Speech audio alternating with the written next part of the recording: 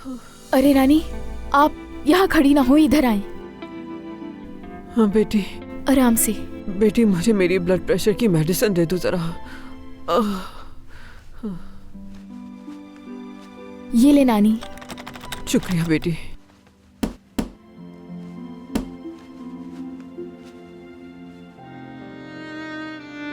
ये नींबू पानी लाई हूं मैं आपके लिए, इससे आपको सुकून मिलेगा बहुत।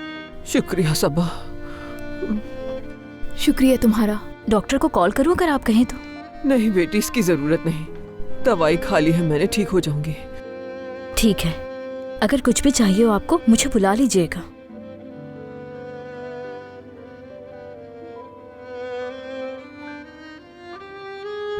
फिलिस, समझ नहीं आ रहा क्या करूं मैं।